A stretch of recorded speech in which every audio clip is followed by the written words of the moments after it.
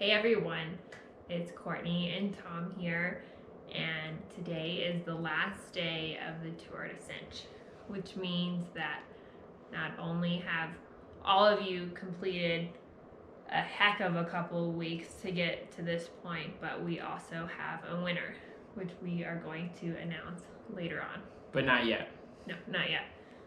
But when we put this together, we wanted to put something together that was really creative and challenging, and Tom and I weren't sure if this time of year, if people would be into it, if people would do it, if it was too much for people.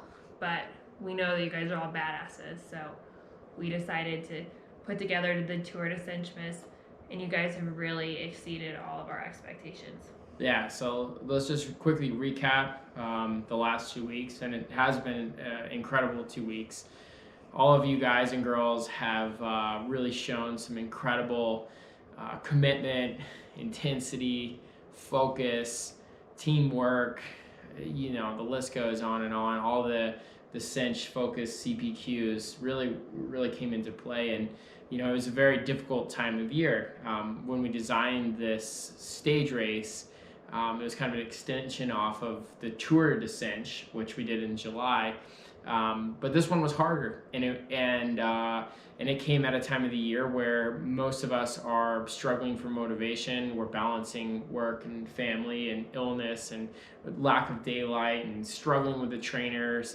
It's a really tough time. So, you know, we put together this concept of a 2-week stage race, 10 stages, 3 press conferences for you guys to get out there and take part. So basically, in the construction of it, we had a mixture of stages for every rider type.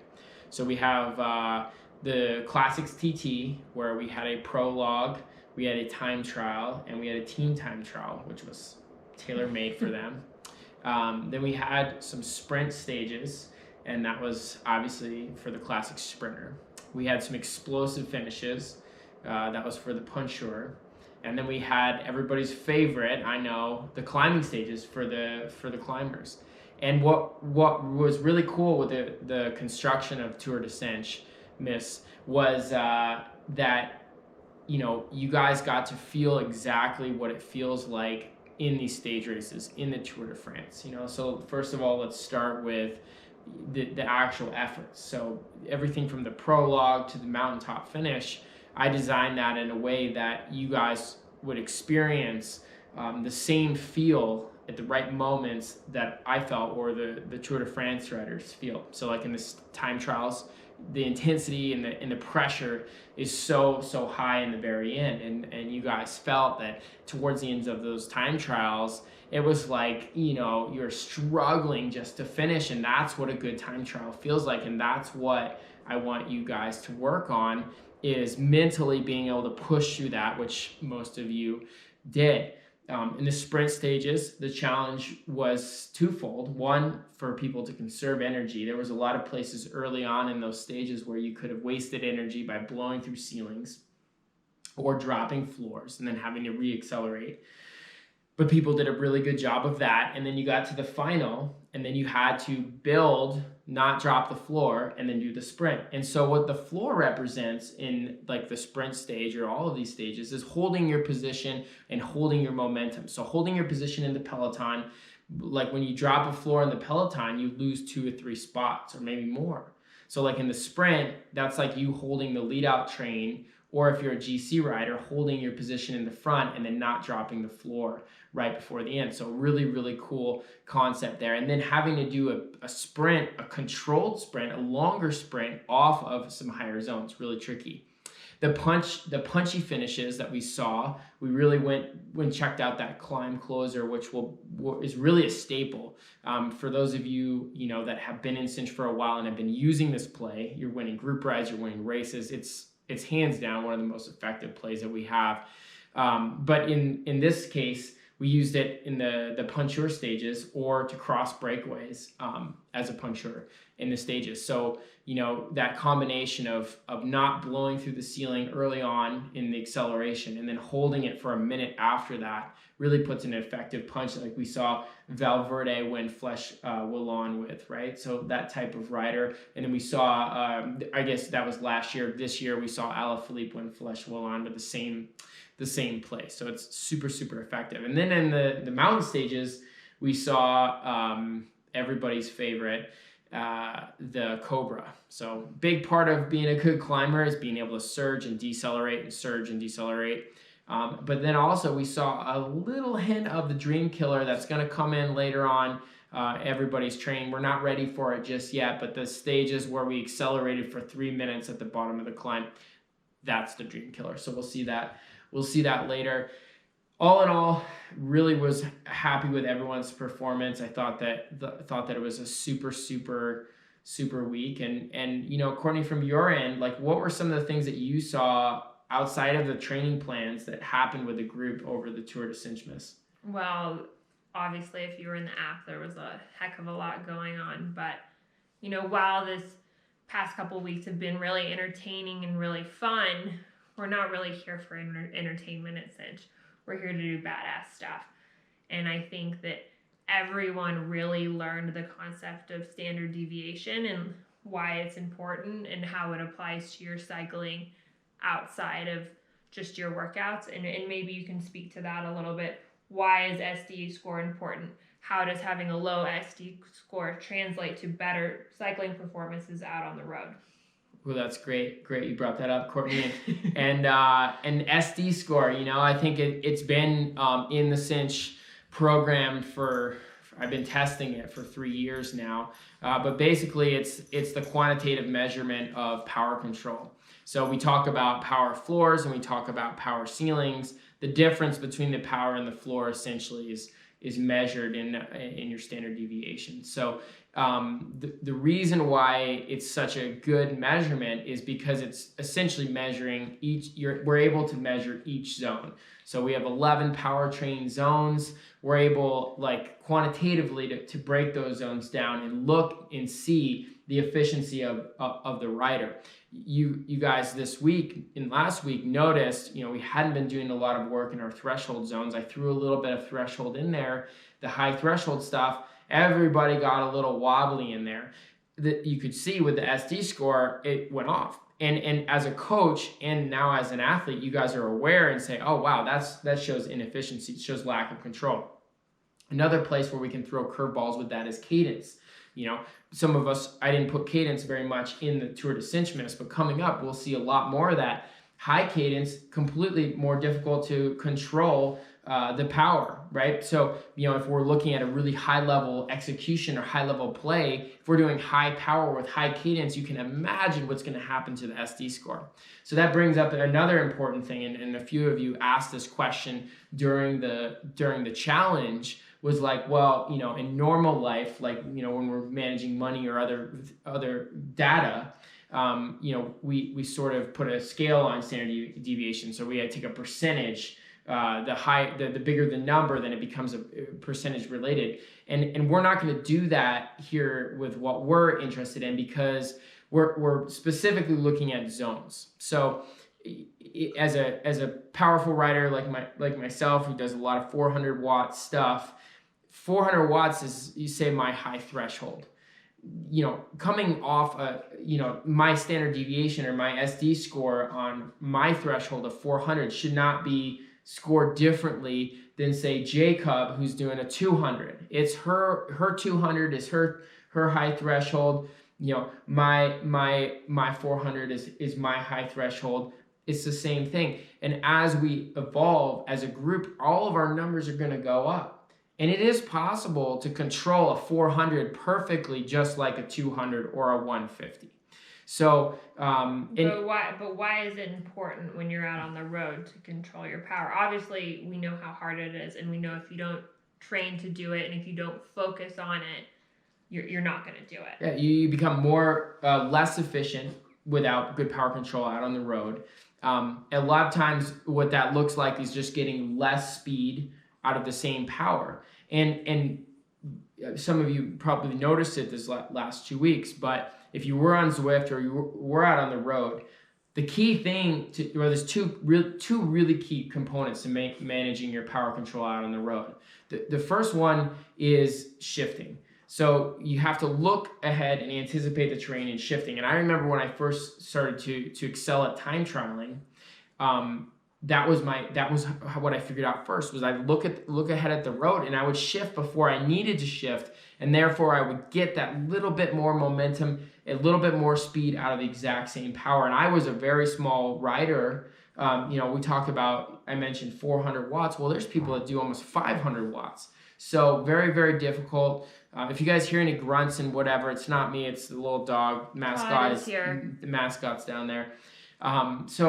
Big thing. Second thing is pedal stroke. So you probably notice when the terrain drops away, to manage the power floors, a lot of upstroke and almost maybe moving a little bit more forward on the bike, moving that pelvis over the bottom bracket. And then when you hit a climb, to not blow through the power ceiling, it becomes really managing that downstroke and being more conservative with that. So two really great lessons that we had these last 2 weeks, and we'll see a lot more of that coming up. But bottom line, SD score is a fantastic way for the coach to quantitatively measure your progress, to look at the zones, look at the efficiency, look at the technique, the cadence, the body position, all the details, measure it in a way that we all understand, and you can't hide. I mean, I was doing this stuff the last couple weeks. I wasn't getting as good a scores because as some of the other riders.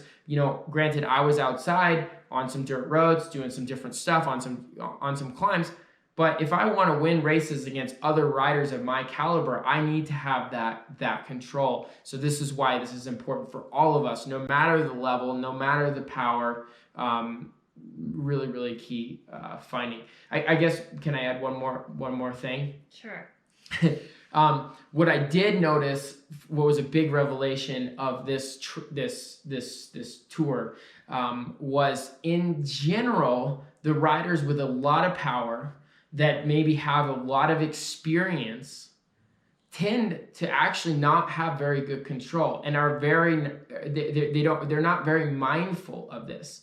So really interesting fact, and I think it makes total sense, is because the more powerful, more experienced, stronger riders, they're not really in a situation where they need to be so dialed on the power control unless they want to become better.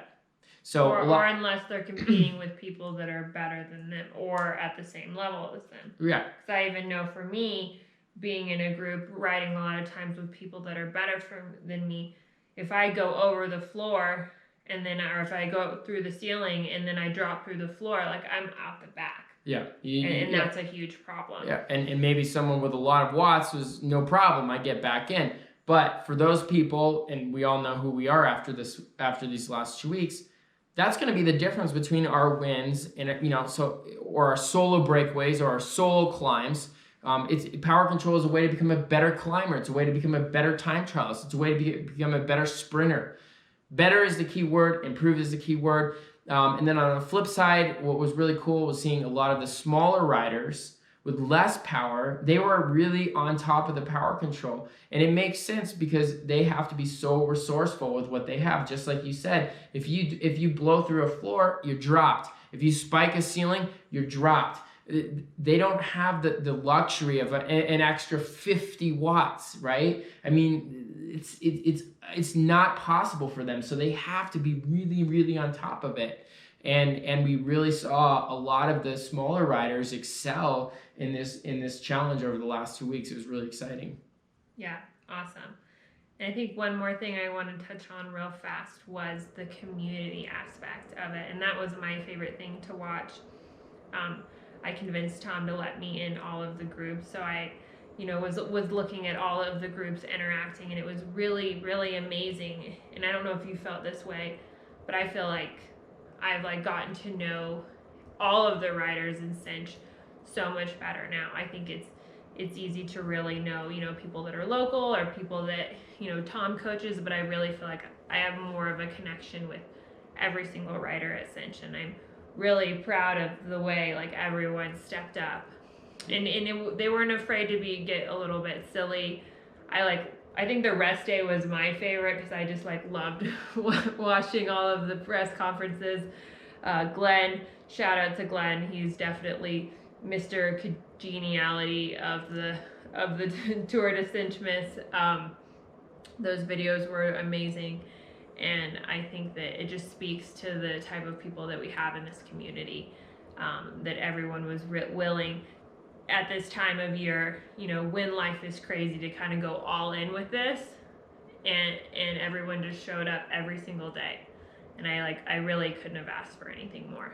Yeah, I mean, the community side of Cinch we already knew was strong, and with our investment in the app, and we got all guns blazing in the app. It obviously opened a lot of new opportunity for us as a group to expand and add a lot more to the coaching and a lot more to the experience, like creating events like this where we can all compete and interact and work as teams. And I felt that even the riders that are national champions in the top level of the sport, I felt that they had more fun being part of a team challenge than they do in their individual stuff. So I think moving forward, I think we'll see a lot more of these.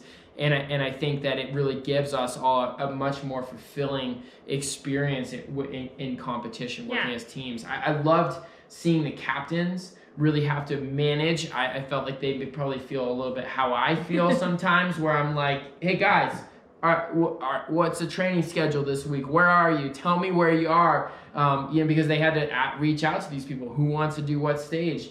It was really cool seeing that, and the final day with the team time trial yesterday was really exciting, seeing how almost every team had full participation, which was miraculous and amazing, seeing all those workouts come in. Obviously it made a lot of scoring and made my job really difficult, and then the last thing I really liked about the community side, the team side of it, is I got to meet a lot of the riders that the other coaches work with. I don't know them as well, and I felt that because a lot of them were on teams I was in, or all of them were on teams I was interacting with, I felt like I got to know them quite a bit better. Yeah, and we've talked about keeping the teams and doing something in the future, where we keep the teams going on kind of a more consistent basis. But we know what you guys are all waiting for. We can do it like beauty pageant style. If you guys don't know this, I was Miss Teen Utah. Whoa. Yeah. That's crazy. That's crazy. A long time ago. But so you go from runners up to the first place. Okay. Okay. So in third place. No, you say. So the third runner up is. Or is it the second runner up? Oh, you're right. The second runner up. I also right. was Mr. Connecticut. I didn't mention to you that I was Mr. Teen Connecticut. With a face like this. Yeah, and the biceps. Okay, so second runner-up goes to Killing Me Softly. Or Killing You Softly, Killing Me Softly. And this was an all-ladies team. They are my team. Courtney's team. They are full of the best women in the country. Unbelievable team. All levels. Everyone put together an amazing effort. They led the race from the start. They almost did the clean sweep. I think it got a little bit difficult towards the end, but they did also a very good job of switching all the riders, giving everyone, and I think every team did a great job of that. No one hogged the workouts, or I think that everyone got an equal opportunity, which was really cool. But yeah, Killing You Softly, team captain Jacob, Jennifer Kubias, amazing performance, led the race almost to the final, and just the last couple stages got in a little difficulty. So awesome finish, Jacob and your team, you crushed it. Good job. All right. Now this is what you do. Hold hands. Here, can you get both hands? Well, I'm controlling the. Okay. All right. And the second runner-up is. Nobody's gonna want to hear this one because this was a major upset. And the second runner-up is? Hollywood. Team Hollywood. Team Hollywood. The winner is PRs for Days. PRs for days. Yay! You gotta hug me. Oh, babe. Oh, yay. And Babe, you're crown. But you didn't get the crown. Oh, you're right. Jenna got the right. crown. Okay, Here's so the crown, real quick. Fake crown for you, Jenna. Amazing last couple stages. Team Hollywood, led by none other than the Hollywood himself, Captain Forrest Linden. Probably one of the best power control riders in cinch, Forrest. And you know, he had another hitter, Dan Lauterbach, amazing control as well. And those two definitely, you know, work together with the whole team. And why do we call him Team Hollywood? We call, we call Team I mean, they're kind of like a bunch of rock stars all on that team. I just kind of looked at, they're all very interesting personalities. I mean, you saw by their press conference, it was a full Hollywood production. You know, Jeff, for example, that's his business. So, you know, amazing group of riders. They all put together, and to be totally honest, like they were in my mind, a little bit, they were the underdogs, because they had a lot of new riders. They had a lot of new people in cinch. So it was really great leadership from Forrest to really rally these groups. And this is what I really loved about this Tour de Cinch as well, is that the captains were really sharing, hey, like tips for power control on all the teams. They were giving advice. So it was great education stuff. But what got difficult was the Joker. So Hollywood had a pretty good lead over Killing You Softly and PR for Days, and the Joker happened, and PRs for Days broke away and tied with them for the lead, along with the Nor'easters and Castle Black. So Hollywood, you know, they had a pretty comfortable lead, and then all of a sudden the tables got turned by the Joker. Tough draw. I know. Pill to swallow. Dan Lauterbach said that his wife was actually mad at me because he thought, oh man, you know. But it happens, right? We've seen it in the Tour de France. Chris Froome. You never know when Chris Froome is going to do something like that. In this case, you had Sophie that just went nuts on that and just really led. You know, PRs for Days, like, and fired them up. And Hollywood, I mean, you guys did amazing, but the PRs for Days, led by Captain Jenna Hendricks, like, oh my gosh. I mean, this team was on fire from the start to the finish. I mean, it would be really cool to share all the conversations that happened within the app. But I mean, this was a team that they mastered communication. They ran all the riders. In fact, I even asked Jen a couple times. I said, "Are you sure you want to use this rider at this time?" And she said, "Yep, this is my choice. This is what I'm going to do." And a big props I gotta give up to Jen Ahern. You know, really had a bummed out hip this last year, similar to what Dennis has gone through. Dennis, by the way, gotta give him the props. He was in there and really helped Team Hollywood out there with some big performances. So, like, you know, battle of the bum hips. I don't know, but Dennis's hip is fixed now. But I mean, Jen really stepped it up and threw down. Like, they put her in the team time trial, and let's just be real. Like, Jen had been off her bike. You know, 2 months ago, no rides, red crazy in the today's plan. I would have never expected her to step it up like this. So, I mean, Jen, if you're listening, I hope you're listening. Like, this is a lesson. All of you cinch, so I hope you guys are all still here. Like, this is a lesson. Like, you know, it's all about the heart and the grateful grit and putting it all together. But you know, at the end of the day, like, PRs for Days did win the last stage. So they did, you know, to come over the top of Team Hollywood, they really had to outperform them, and they did. So it became even. It was locked, and then it was in the last day was Jenna and Jen versus Forrest and Dan. So you know, really some big performances thrown down there, And I just got to give my hats off to everyone. All the teams, I could go through the results. We'll be here for another 50 minutes. But really, really incredible job from everyone. It was close. As you look down in the results, it was close between everyone. And the last thing I want to add is that everyone improved. Every single person improved. You know, we had like a brand fresh new team with Coach Q, brand new cinch riders. They really upped their game quite a bit. You know, we saw the caffeinated cannibals. You know, a lot of new riders there as well, really closing in on some of the experienced cinch riders.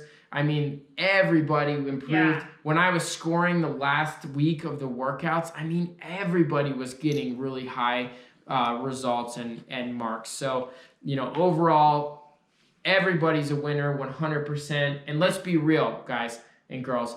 We're going into December 23rd is tomorrow. Like, I don't know about you, but I feel so freaking fit. I feel so strong. I feel so inspired and motivated. Like, you can't stop me. Yeah. You can't stop me. You can't stop me. Todd, you can't stop me. I did the Tour de CINCHmas. No one's trying to stop you. Okay, no one's trying to stop me.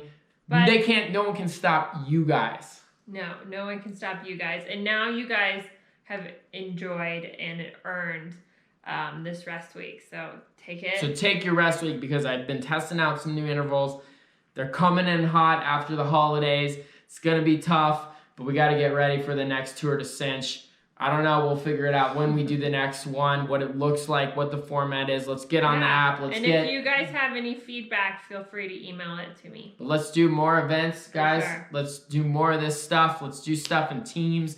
Like, I'm so fired up. And Courtney is going to get your feed stuff out to the winners.